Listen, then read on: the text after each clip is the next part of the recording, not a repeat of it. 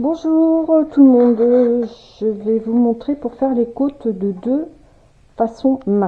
Donc votre machine double fonture, toutes les aiguilles sont en bas de chaque côté, vos chariots sont à droite, on ferme la fonture et on va faire comme pour le montage côte d'une une, mais là ça sera côte de deux, d'accord.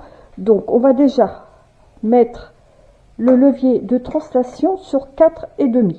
Donc vous voyez ici vous avez une petite réglette, ici vous avez un petit triangle qui est en surplomb sur votre machine qui vous indique votre réglette où elle doit être. Si je bouge le levier de translation, vous voyez ça bouge les chiffres, donc je dois me mettre sur 4,5. Là j'y suis, d'accord. Et votre levier intermédiaire doit être sur les traits face à face. Pour celles qui n'ont pas la petite cette partie là, au milieu, d'accord.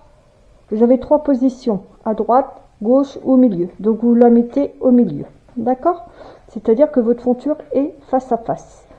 Donc quand vous avez fait ça, vous allez monter vos aiguilles. Donc les aiguilles c'est 2,2, à savoir que on n'a pas le vous voyez ici c'est pour faire les côtes de 1 ou une, on n'a pas pour les côtes de 2, donc il va falloir monter vos aiguilles manuelles à la main, d'accord. Donc vous montez 2, vous en laissez 2, vous en montez 2, vous en laissez 2, ainsi de suite. Voilà, alors je vais vous monter à peu près une vingtaine d'aiguilles moi, voilà, d'accord. Donc ça fait 5 groupes, voilà.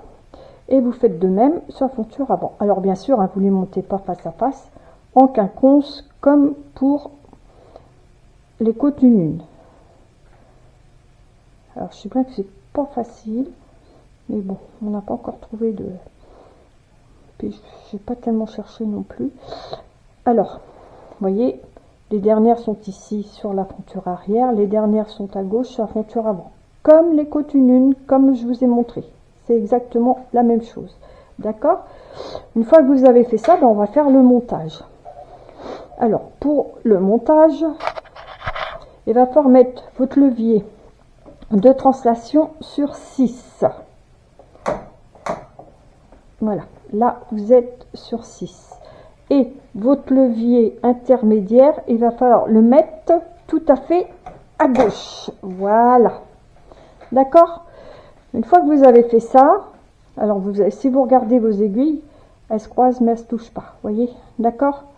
Voilà, vous allez régler vos chariots pour faire votre montage comme les côtes une. Donc là on se met sur la densité 1 des deux côtés du chariot, touche V enclenchée des deux côtés, vos boutons de rappel sont au milieu et vos petits boutons là sont bien en bas, et vous passez un rang. Voilà, ce qui vous fait un truc un peu bizarre, hein. Vous voyez, je vous montre, mais c'est normal, ne vous inquiétez pas. Vous mettez votre peigne,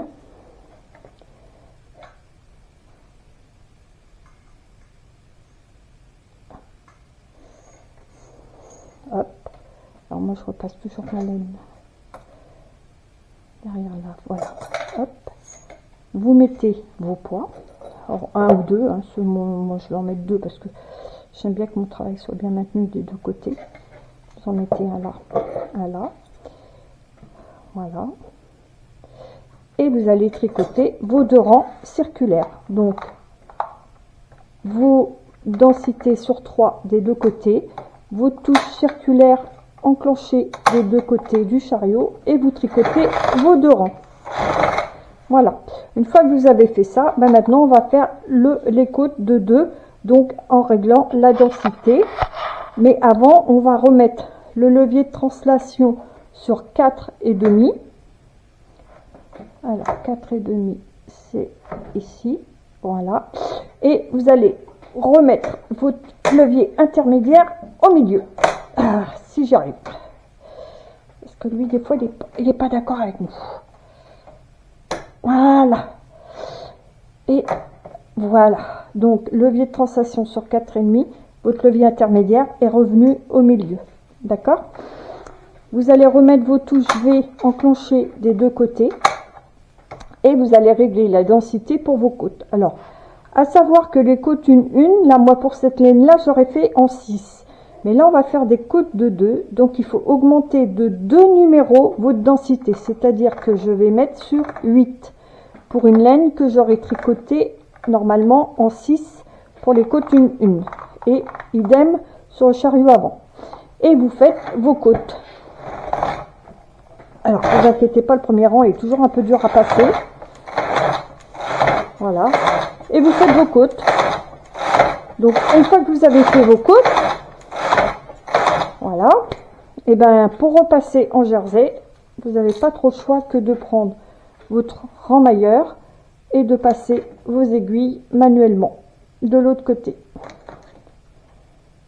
Alors, vous voyez, quand on a refait la manipulation, vos deux machines, enfin vos fontures sont bien face à face, hein, on est bien d'accord. Hein.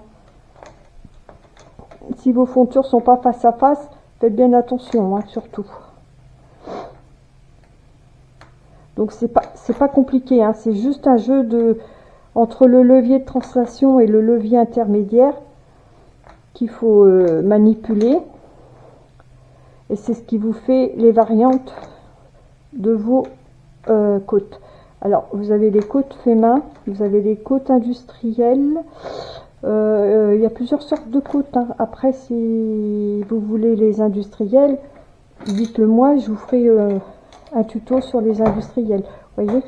Alors, je vais vous faire quelques rangs de jersey et je vais vous les sortir pour vous faire voir ce que ça donne. Voilà. Alors, je vais régler la densité sur 9 pour le jersey. Je vais faire quelques rangs. Voilà. Je vais enlever les poids. Hop. Je vais décaler la laine. Et voilà. Je vais sortir le peigne et je vais vous montrer ce que ça donne. Hop. Hop, hop. Voilà. Vous voyez, vos côtes de 2, voilà, sont faites. Donc ça, c'est les côtes de 2 façon main. Voyez.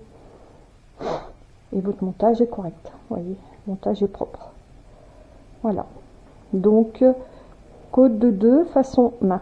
Si vous voulez les industriels, dites-le moi, je vous les ferai. Je vous ferai un tuto dessus.